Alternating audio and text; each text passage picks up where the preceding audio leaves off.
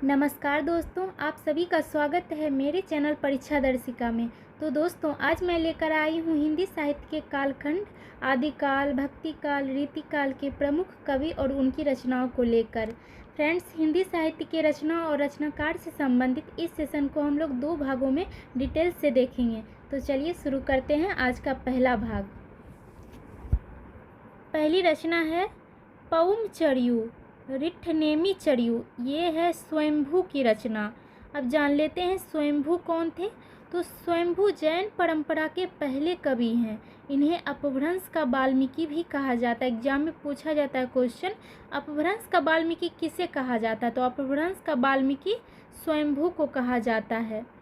और पउम चरियू के बारे में जान लेते हैं फ्रेंड्स। इसमें राम के चरित्र का विस्तार से वर्णन किया गया है।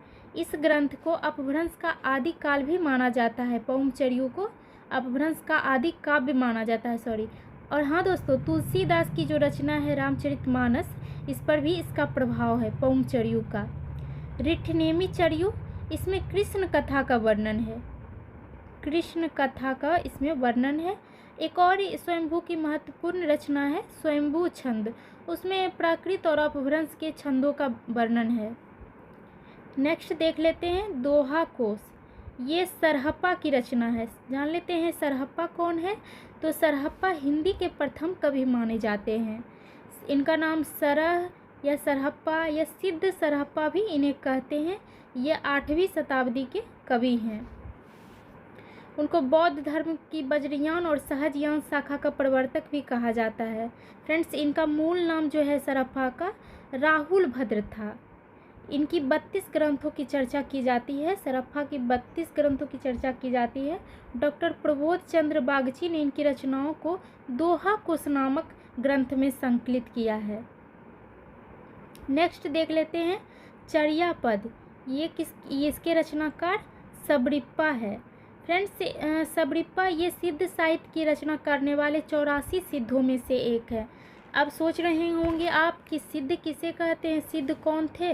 तो आपको बता दें फ्रेंड्स कि सिद्ध जो है बौद्ध धर्म बाद में जो है ना विभक्त होकर महायान, यंत्रयान, वज्रयान आदि कई शाखाओं में बट गया।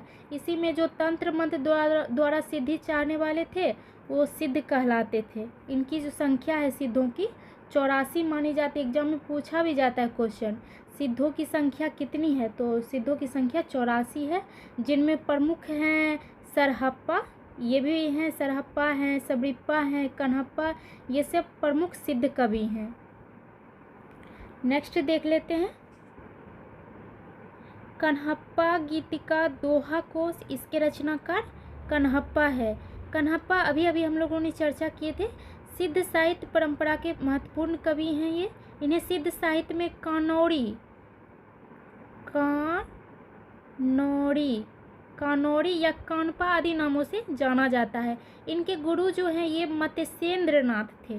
राहुल संस्कृत्यायन जो है राहुल संस्कृत्यायन ने इनकी मगही में लिखित 6 ग्रंथों की इन्होंने उल्लेख किया, जिसमें कन्हपाद गीतिका, दोहा कोश, एक बसंत तिलक, ये सब इनकी महत्वपूर्ण रचनाएं हैं। फ्रेंड्स, ऊपर जो है ये चर्यापद के विषय में मैं ये जो रचना है इसके बारे में मैं एक चीज़ बताना भूल गई थी। इसमें जो चर्या है ये चर्या सिद्धों के धार्मिक अनुष्ठान में गाए जाने वाले गीतों को कहा जाता था। सबदी, पद, प्राण संकली, शिष्यादासन, ये सब गोरखनाथ की रचना है। गोरखनाथ को नाथ पंथ के प्रवर्तक कहा जाता है। फ्रेंड्स, अब जान लेते हैं कि नाथ क्या है। तो नाथ साहित्य के बारे में जान लेते हैं। तो नाथ पंथ को सिद्धों की परंपरा का ही विकसित रूप माना गया है। नाथ संप्रदाय एक हिंदू धार्मिक पंथ है। इसमें बौद्ध, शैव तथा योग की परंपराओं का समन्वय दिखता है। यह हठ योग की साधना पर आधारित है। फ्रेंड्स, शिव इस संप्रदाय के प्रथम गुरु है। और इसके अलावा इस संप्रदाय में अनेक गुरु हैं, जैसे मत्स्येंद्र नाथ हो गए, गोरखनाथ, ये सब महत्वपूर्ण है। इसमें नाथ संप्रदाय के जो संस्थापक है यही गोरखनाथ है। और फ्रेंड्स, आपको बता दें उत्तर प्रदेश के मुख्यमंत्री योगी आदित्यनाथ इसी नाथ संप्रदाय से संबंध रखते हैं। अगला है पृथ्वीराज रासो। इसके रचनाकार हैं चंदवर दाई। दोस्तों, पृथ्वीराज रासो हिंदी भाषा में लिखा गया एक महाकाव्य है जिसमें पृथ्वीराज चौहान के जीवन चरित्र का वर्णन किया गया है। इसके रचनाकार जो है, इसके पहले वाले वीडियो में हम लोग बताए, चंदवर दाई है। ये चंदवर दाई पृथ्वीराज के बचपन का मित्र, उनके राज कवि थे। ये कवि पृथ्वीराज के युद्ध यात्राओं के समय वीर रस की कविताओं की रचना किया करते थे और सेना इससे प्रोत्साहित होते थे। अगला है हम्मीर रासो। हम्मीर रासो यह हिंदी का एक रासो ग्रंथ है। इसके जो रचनाकार है सारंगधर इनके रचनाकार। इसमें हम्मीर रासो में रणथंभौर के राणा हम्मीर के चरित्र को बढ़ा चढ़ाकर वर्णन किया गया है। हम्मीर देव जो है वे पृथ्वीराज के ही वंशज थे। उन्होंने दिल्ली के सुल्तान अलाउद्दीन को कई बार हराया और अंत में अलाउद्दीन की चढ़ाई में वे खुद ही मारे गए। यही हम्मीर रासो में वर्णन है। अगला है खुमान रासो। खुमान रासो के रचनाकार दलपति विजय हैं। इसमें 9वीं सदी के चित्तौड़ नरेश खुमान के युद्धों का वर्णन है। यह 5000 छंदों का एक विशाल काव्य ग्रंथ है। इस वीर रस के साथ साथ इसमें श्रृंगार रस की भी प्रधानता है। फ्रेंड्स, इसकी जो भाषा है ये राजस्थानी है इसकी भाषा। दोस्तों, इस ग्रंथ की प्रमाणिक हस्तलिपि है वो पूना संग्रहालय में स्थित है। अगला है परमाल रासो। तो फ्रेंड्स, यह भी हिंदी साहित्य का प्रसिद्ध वीर गाथात्मक रासो काव्य है। इसके रचनाकार परमाल रासो के रचनाकार जगनिक है। वर्तमान में इसका केवल आल्हा खंड ही उपलब्ध है। अब जान लेते हैं आल्हा जो होता है। आल्हा एक लोकगीत के रूप में उत्तर प्रदेश में गाया जाता है।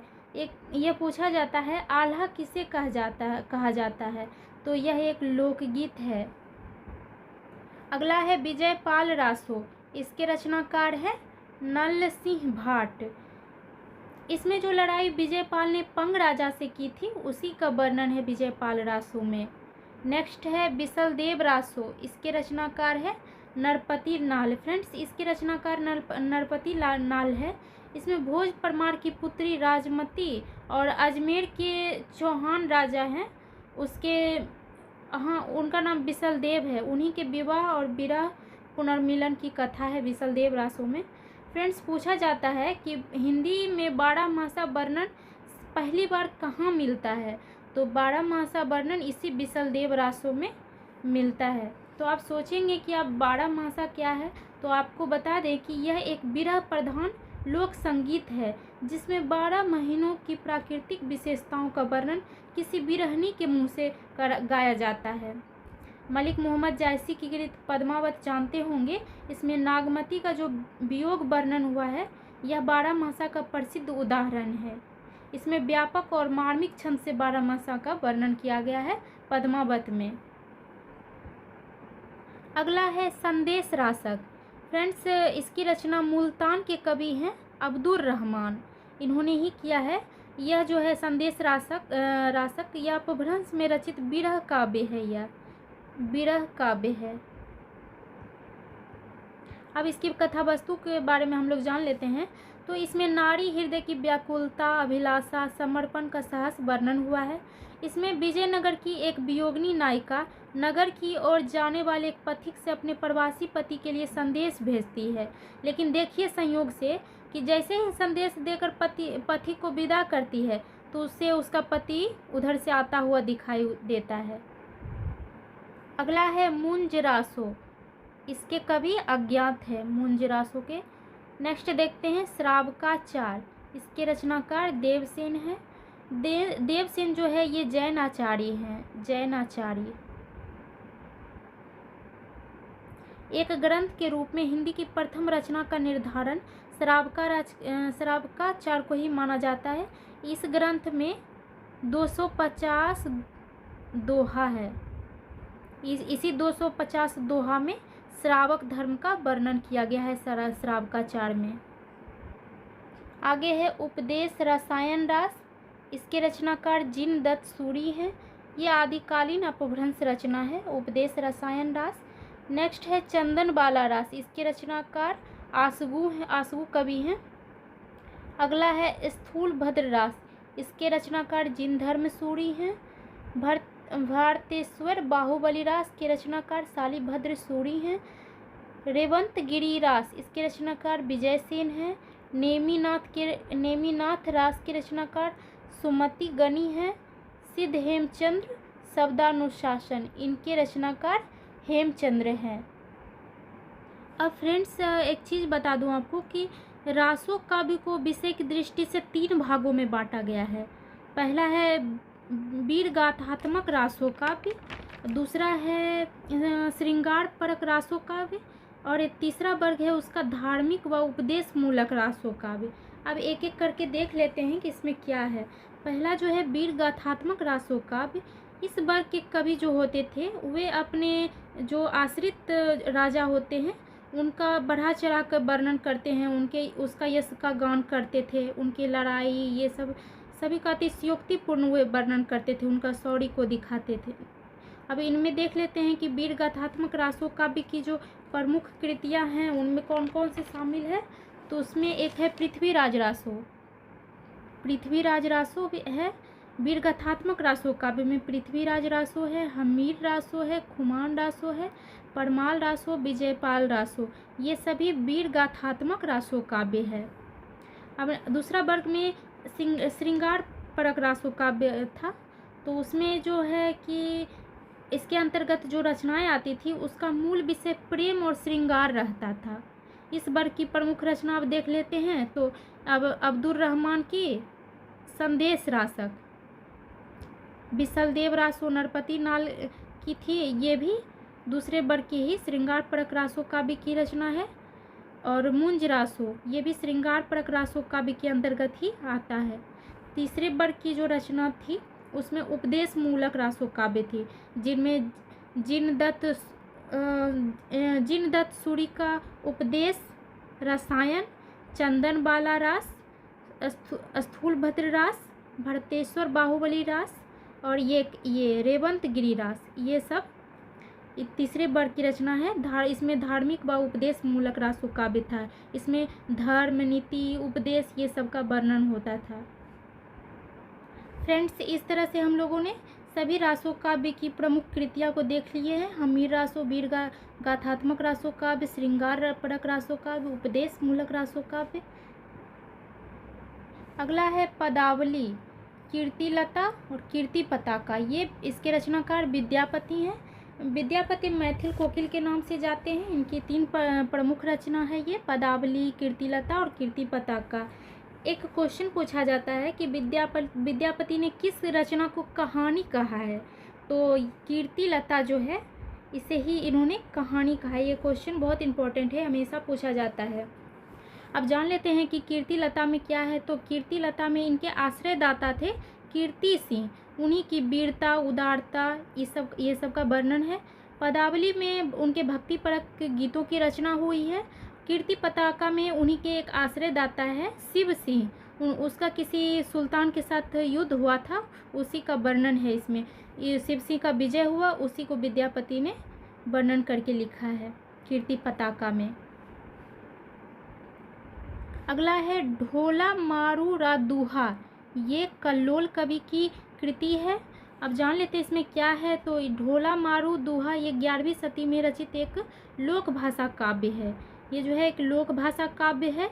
इसमें इसका जो कथा वस्तु है, इसमें राजकुमार ढोला और राजकुमारी मारू की प्रेम कथा का वर्णन है।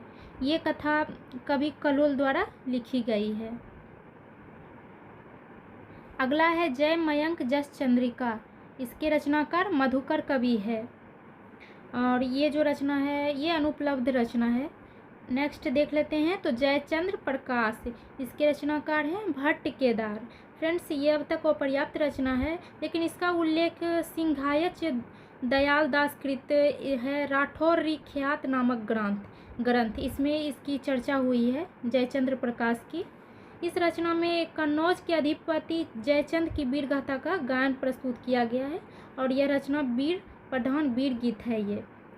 नेक्स्ट है रणमल छंद, ये श्रीधर की रचना है रणमल छंद।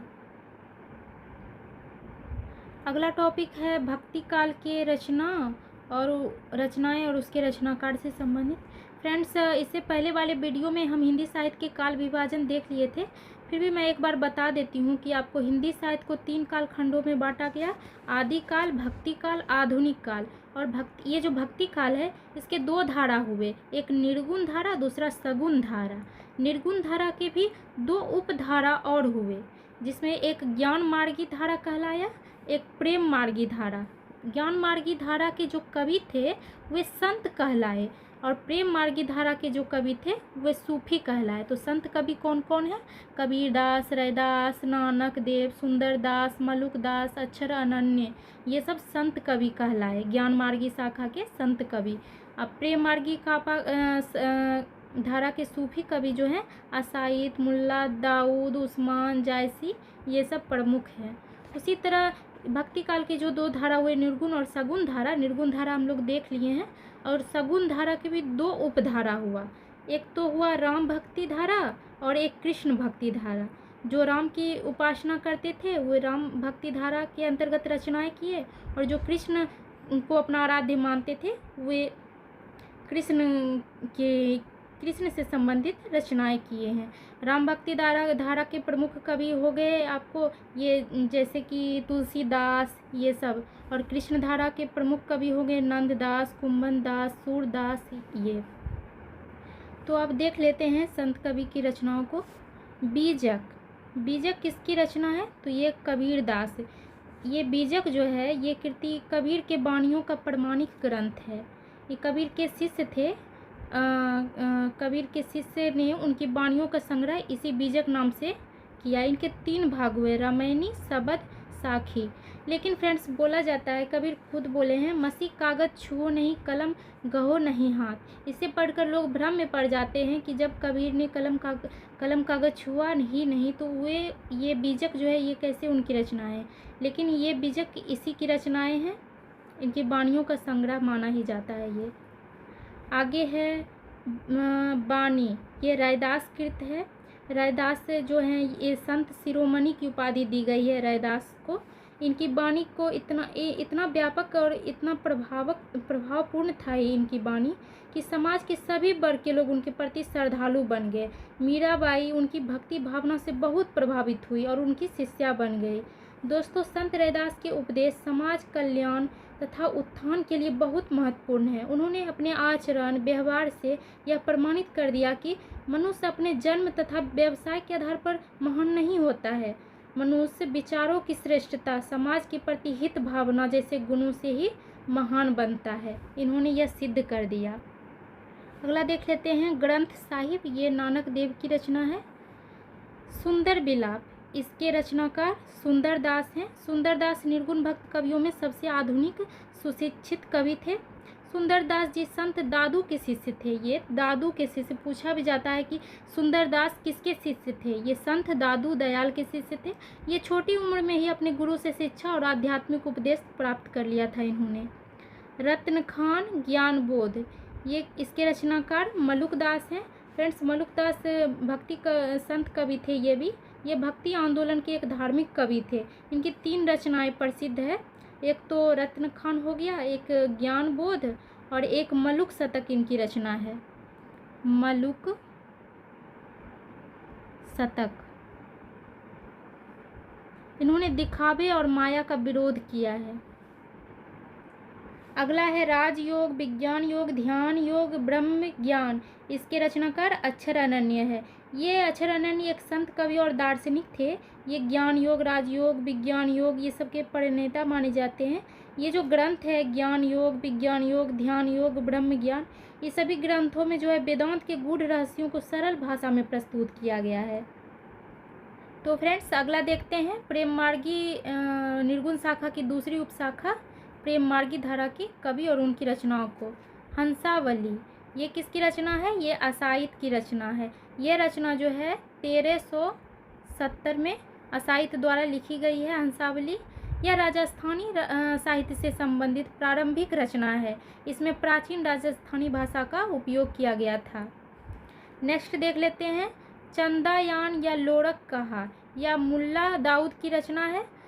ये हिंदी का प्रथम सूफी प्रेम काव्य है चंदायान। इसमें नायक नूरक और नायिका चंदा की प्रेम कथा का वर्णन है। अगला है मृगावती, इसके रचनाकार हैं कुतुबन। कुतुबन हिंदी के प्रसिद्ध सूफी कवि हैं। इस रचना में चंद्रनगर के राजा गणपति देव के राजकुमार और कंचनपुर के राजा हैं रूप मुरारी, उसकी कन्या है मृगावती, उन्हीं की प्रेम कहानी का वर्णन है। कवि ने इस कहानी के द्वारा प्रेम मार्ग के त्याग और कष्ट का निरूपण करके साधक के भगवत प्रेम का स्वरूप इन्होंने दिखाया है। नेक्स्ट देख लेते हैं चित्रावली। चित्रावली किसकी रचना है? उस्मान की रचना है। उस्मान जो है शाह निजामुद्दीन चिश्ती के शिष्य परंपरा में हाजी बाबा के शिष्य थे ये। इसमें जो है चित्रावली, इसमें नेपाल के राजकुमार सुजान और रूपनगर की राजकुमारी है चित्रावली, उसी की प्रेम कहानी का वर्णन है। अब अगला देख लेते हैं पद्मावत, अखरावत, आखरी कलाम, इस सब के रचना कौन है? जायसी है इसके रचनाकार। मलिक मोहम्मद जायसी जो हैं ये सूफी मार्गी शाखा के सर्वश्रेष्ठ कवि माने जाते हैं फ्रेंड्स। ये जायसी जो है अत्यंत उच्च कोटि के सरल और उदार सूफी महात्मा थे। इनकी रचना जो है पद्मावत, यह प्रेम आख्यान परंपरा के सर्वश्रेष्ठ प्रबंधन काव्य है।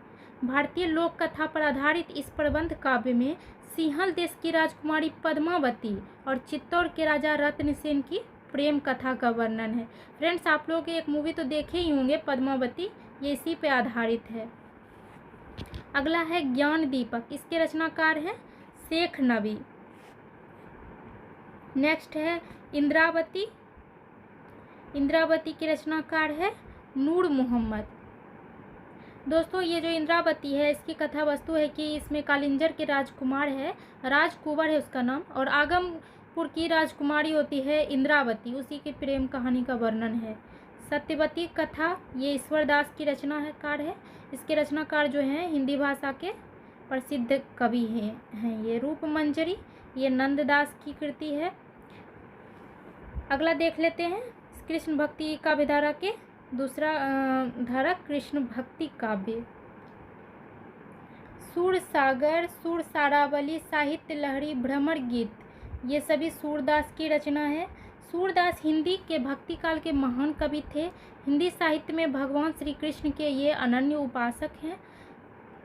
दोस्तों, सूरदास ब्रज भाषा के श्रेष्ठ कवि थे और हिंदी साहित्य के इसे सूर्य माना जाता है, हिंदी साहित्य के सूर्य। हिंदी साहित्य में इनका जो वात्सल्य वर्णन मिलता है वह अद्वितीय है हिंदी साहित्य में। नेक्स्ट देख लेते हैं रास पंचाध्यायी, भव्वर गीत, ये सभी प्रबंध काव्य है। इसके रचनाकार जो हैं नंददास हैं। फुटकल पद, इसके रचनाकार हैं कुंभन दास। कुंभन दास जो हैं ये परमानंद दास, ये कुंभन दास, नंददास, कुंभन दास, परमानंद दास, ये सभी अष्टछाप के प्रसिद्ध कवि हैं। नेक्स्ट देख लेते हैं परमानंद सागर, इसके रचनाकार हैं परमानंद दास। राग गोविंद, राग सोरठ के पद, ये मीराबाई हैं इनके रचनाकार, मीराबाई। प्रेम वाटिका, सुजान सागर, दान लीला, ये रसखान की कृति है। सुदामा चरित, रसखान जो है इसे रसखान कहा जाता है, मतलब रसों का खान कहा जाता है। इनके काव्य में भक्ति, श्रृंगार, ये सभी रसों की प्रधान। अगला है सुदामा चरित, ये नरोत्तम दास की कृति है। नेक्स्ट देख लेते हैं राम भक्ति काव्य की रचना। राम आरती, ये रामानंद इनके रचनाकार है। रामाष्टयाम, राम ध्यान मंजरी, इनके रचनाकार अग्रदास हैं। भरत मिलाप, इसके रचनाकार ईश्वरदास हैं। अगला देख लेते हैं रामचरितमानस, ये तो प्रबंध काव्य है ही। गीतावली, कवितावली, विनय पत्रिका, दोहावली, कृष्ण गीतावली, पार्वती मंगल, जानकी मंगल, ये सभी तुलसीदास की रचनाएं हैं। अब एक एक के बारे में हम लोग जान लेते हैं। तो ये रामचरितमानस में तो जानते हैं राम का वर्णन है। ये गीतावली इसमें तुलसीदास ने राम के रूप का वर्णन किया है उन्होंने, और अयोध्या की रमणीयता का भी वर्णन इन्होंने किया है। कवितावली में इन्होंने रामचंद्र जी के इतिहास का इन्होंने चौपाई छंदों में वर्णन किया है। विनय पत्रिका में इन्होंने आध्यात्मिक जीवन को प्रलक्षित किया है, इन्होंने विनय के पद में किया है। दोहावली यह तुलसीदास द्वारा रचित दोहों का एक संग्रह ग्रंथ है। कृष्ण गीतावली, इस काव्य में भगवान श्री कृष्ण की महिमा का और कृष्ण लीला का सुंदर गान किया गया है। कृष्ण गीतावली में पार्वती मंगल जो है, इसमें भगवान शंकर और पार्वती जी का विवाह का वर्णन किया गया है। जानकी मंगल में इसमें राम सीता का विवाह मिलता है। नेक्स्ट है भक्तमाल, इसके रचनाकार हैं नाभादास। भक्तमाल हिंदी के ऐतिहासिक ग्रंथ है ये भक्तमाल। अब देख लेते हैं रीतिकाल के रचनाएं एवं उसके रचनाकार को।